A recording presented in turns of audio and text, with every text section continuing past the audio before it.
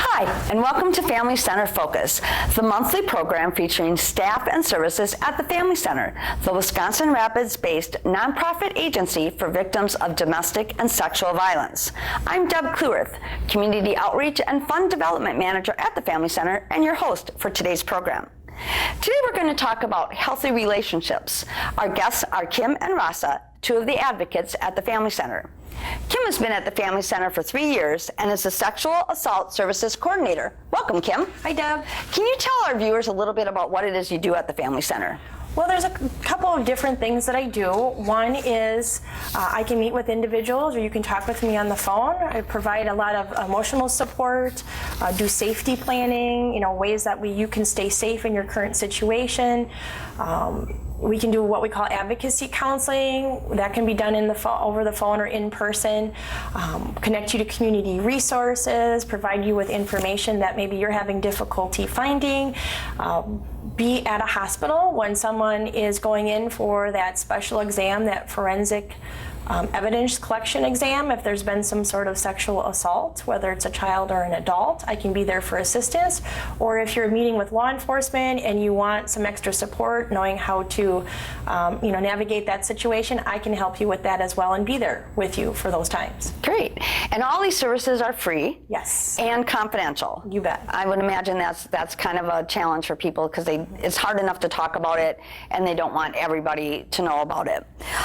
So speaking of that overwhelming feeling, can you talk to our viewers about what they can do if someone has confided to them, maybe a grandparent, a parent, another trusted adult, that person has been assaulted? What kind of support can they give to that person? Well, two big messages that I think are very important to communicate to someone who's experienced abuse is, one, I'm sorry this has happened to you, and two, it's not your fault.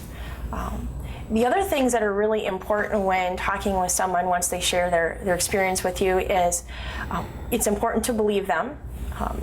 People don't make this up, so they want to know that they're going to be believed. That's very important.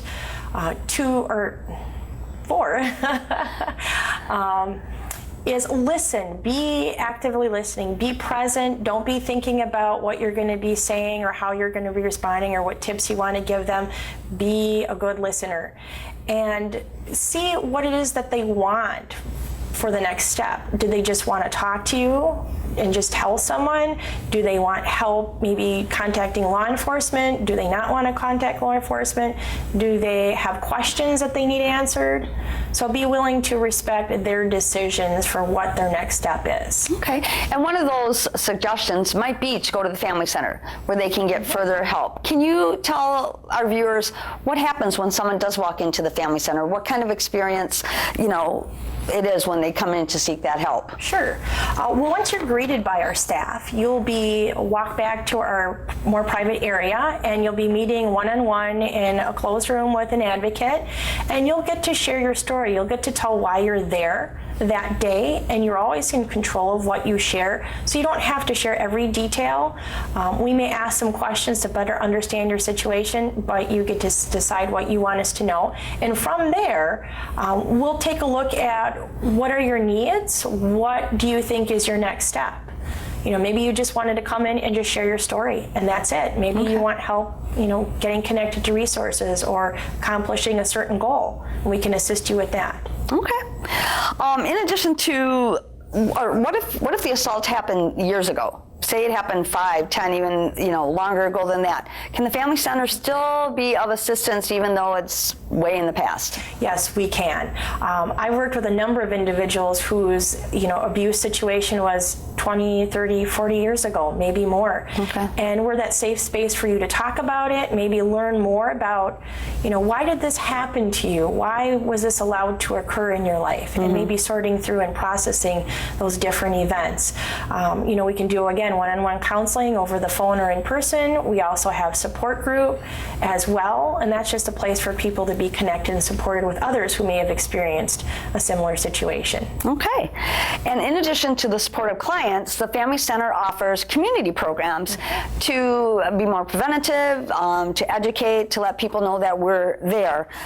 Specifically, a couple are Darkness to Light and Coffee with the Clergy. Can you share a little bit of information about those two programs? Darkness to to Light is a 2-hour DVD series. I would be facilitating this. This is for different organizations in the community, specifically those that work with children. And what it does is it educates people, especially, or in particular adults, what is our role as an adult to prevent child abuse? What can we do to assist a child who maybe has shared that they've been abused? Things to do, things not to do. Talks about possible warning signs that abuse may have occurred in a child's life, and just provides again some general education on child abuse. Okay. And you walk away with a really great workbook that has all the messages that were communicated in the DVD and during the different conversations that we'll have as we pause that DVD and interact a little bit. Great. How about Coffee with the Clergy? What's that about? Coffee with the Clergy is really recent. We just had our first meeting. We'll have another one in October, and it's an opportunity for Family Center staff and clergy and our community to get together to learn more about what each of us does and what our goals are and how we can support one another through the education provided by Family Center staff, education about sexual assault, domestic violence, things like why doesn't she leave? What do we need to know about working with people from the Hmong community? Great. As an example. Great, perfect. All right, well, thanks, Kim.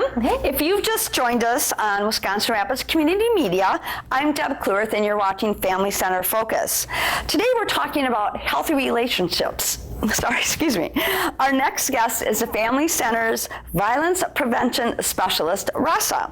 Hi, Rasa. Hi, Debbie. How you doing? I'm doing good. Can you share a little bit about what you do at the Family Center and who you work with? Okay.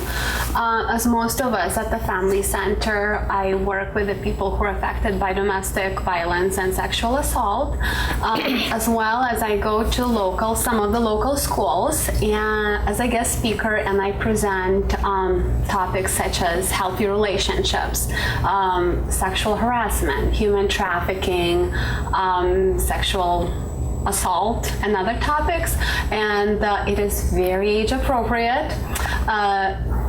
For example, 8th graders, to 8th graders, I would present topic healthy relationships. What does that look like?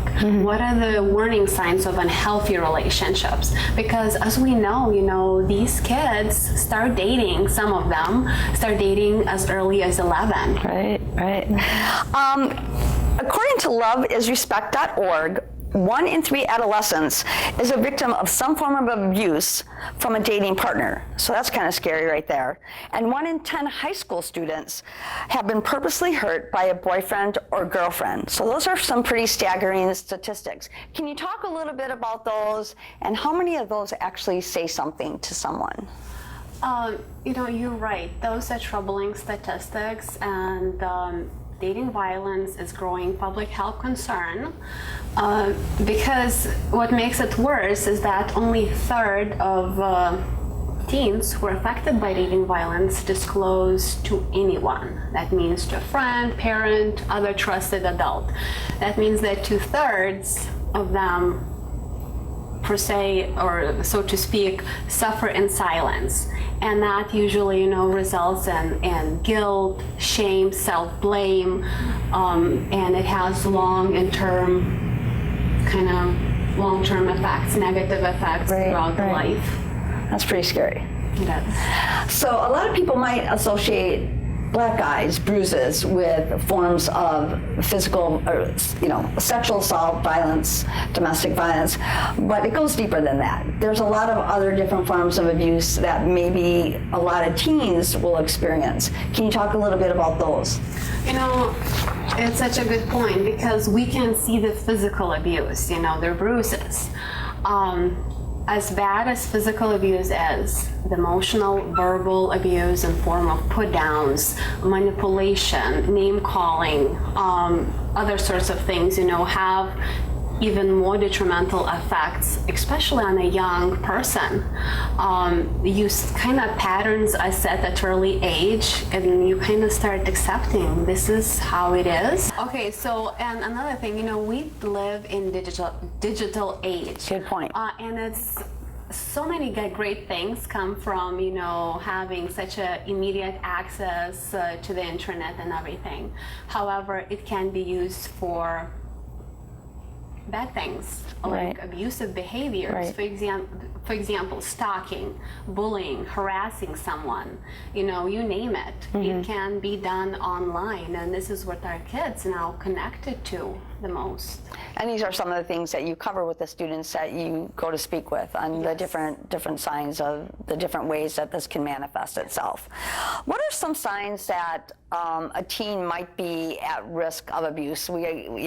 Teenagers, it's already a challenging time of their life, and then they start dating and the emotions and everything else. What are some red flags that a parent or another adult might notice that, hey, something's not quite right with this relationship my child is in? As you said, teenage years, challenging as it is, all the physical changes, and then you throw some kind of dating issues, and child can be withdrawn all of a sudden. Feel anxious, depressed, agitated, angry. It doesn't mean he or she is experiencing dating violence. Right, that's the challenge. That's a challenge. However, you know your child the best. Okay. And if it's something off normal, let's say, you should start asking questions, what's going on? Mm-hmm. Is everything okay? And adults tend to forget that we've been teenagers. You feel like you know everything, and parents are there basically to pay the bills and give you money, and that's all they good for. However, parents are still very, very needed, but they have to, I guess, give them some respect as a growing, maturing adults. Right, and again, the Family Center is there for parents. Oh, absolutely. And teens, and they were just a phone call away. So what can a parent and another adult or even a friend do if a teen has confided in them that, hey, I was out with my boyfriend or my girlfriend the other night and this is what happened, and don't tell anybody, or this is, this kind of scared me. What can that person do? Okay, I think that's most important thing is not to criticize them, not to attack them. It took a lot of bravery for them, courage to disclose that. And the best thing you can do is to support them, encourage them, to tell them you love them. Sure. And you're going to be there. Even if you told them something, warned them and they did it, they already know, Okay. Not the time for an I told you so. No, it's not. Okay. They know that you told them. Right. What they need is you to support them. Okay. And, let's, see what we can do. And a very quick resource, obviously, anytime Family Center is willing to work and help teenagers and parents to work with resources and just talk through, and very quick resources, loveisrespect.org. There's quizzes like, am I abusive? Boyfriend or girlfriend? Am I dating someone who's abusive? What are the signs? For parents, guardians, grandparents, it's very quick, even teenagers themselves, very quick resource to see, to find out what's going on, give them sense of, okay, giving them knowledge. Like I said, guys, information is power. The more you know, the more you prepare to face the world. So Perfect. And again, because the dating is probably new, it's a new experience. Yes. You don't know what maybe they think, okay, this is how it's supposed to be.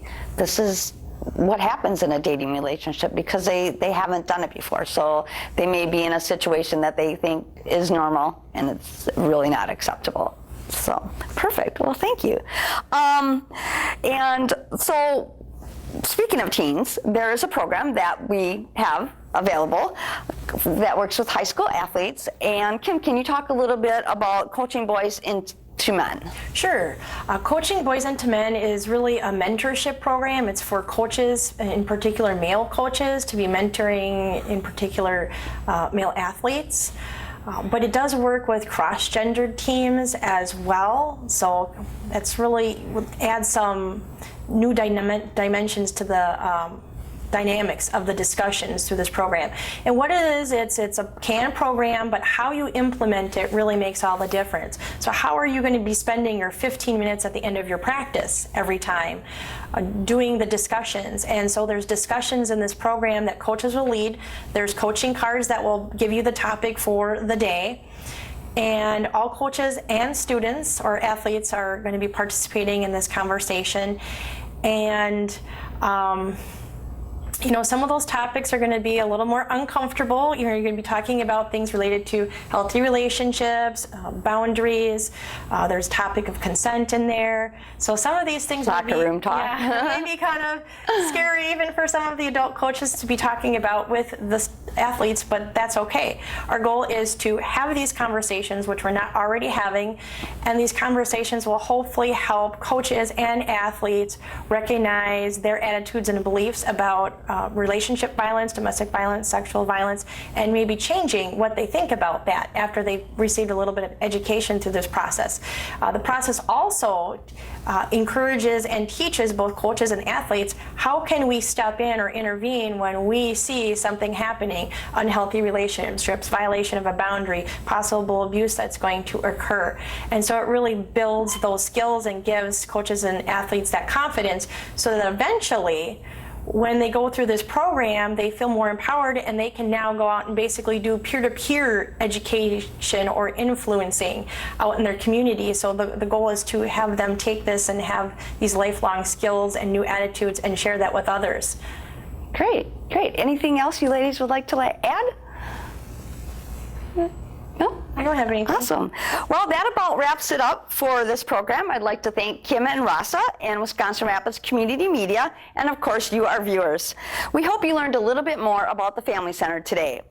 Remember, if you or you know someone who is in need of support or services, they can always call the Family Center 24 hours a day at 715-421-1511. That's 715-421-1511. You can also go to our website at www.familyctr.org for more information and follow us on Facebook and Twitter. Until next time, thanks very much.